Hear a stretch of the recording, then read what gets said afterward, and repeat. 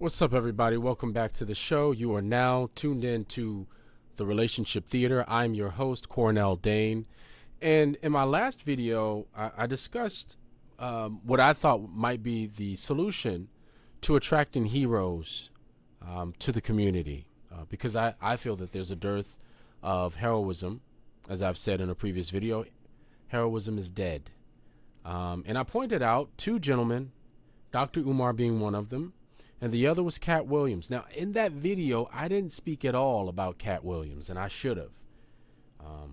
It's a mistake on my part, kind of a bait and switch, and I apologize for that. But to make up for that, I'm going to use Katt Williams as an example of what I mean and in why a hero or the community has to value those three things. The hero is going to value those things, and the community is going to value those things. The hero himself is going to augment. He's going to improve the community using those three frameworks. And here's how. So, Katt Williams is a good example because he's already, in some ways, he's already used those three things, and this is how. So mathematics, as I've said previously, is important because it is the science of space in so many words. It allows us to figure out how we're represented, in terms of magnitude, size, what have you, in space or in an environment. And then it also lets us know, what other things are represented in that environment, what are their magnitude, what are their strengths, weaknesses, statistically, empirically, but also how close are those things to us, and how is it that we're measuring how those things react to us. They allow us to measure those things. And so mathematics is a very important tool, not only for the hero himself. He must be a master mathematician with regards to describing the environment. This is why this is wrong, folks. We are here, and that thing over there is situated in such a way that it is very much a threat to us. And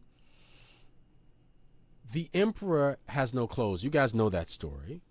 If you think about it, it illustrates the type of mathematics that I'm talking about. You might think that I'm talking about it in a strict sense, the way we understand it, times tables, division.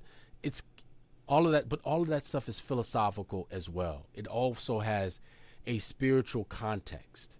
And so if you look at it, the logic that we sometimes apply, the programming that we sometimes receive, all of those things are a type of mathematics, a type of manipulation. There are numbers there. And we needed Katt Williams to come along and kind of point out that the things that we are venerating, the things that we are worshiping, people that we've pedestalized, these people actually aren't any good for us. These people are actually threats. These people are gatekeeping opportunities and keeping other people out that deserve a shot. And he's asking, how is this possible if not for this?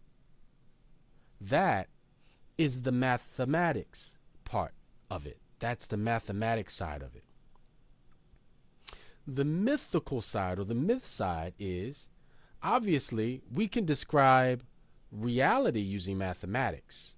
However, if we are to describe the future, we must use myth. We must use myth. Myth also, in order to describe an origin story, we must use myth. And myth is sort of like the framework or the template upon which everything stands, including our values, our mores and morals, our culture. Our culture. And these are how we build certain tropes that help us succeed in the world. This is the conversation ongoing. These are the things that pop up in our religion, pop up in our belief systems, pop up in how we show up in the world, and pop up in terms of how courageous we are in the world. They're going to pop up in terms of how selfless we are, et cetera, et cetera. That's the myth. The myth is going to influence whether or not you believe as a people, as a collective, as a group, as a family. Whether or not you believe you can have an impact in certain situations, i.e., let's say some sort of disease hits the earth. Who shows up with the solution? It takes a certain amount of belief to show up with the solution when things go wrong, when ish hits the fan. But if you don't have that belief in yourself, you never show up with a briefcase with the solution for the whole world to survive, right? So the myth is important, but the myth, that's kind of like present day. It influences who you are in the present. And that hero rewrites the narrative. The hero rewrites the narrative. Much like Katt Williams was able to do,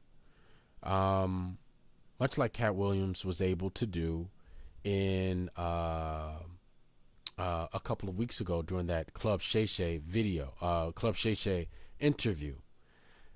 There's a lot of other things that he's actually talked about. Also, think about the myth and the origin story. He said he read 3,000 books. Unbelievable, right? Unbelievable. Couldn't have happened. That's what, so you say.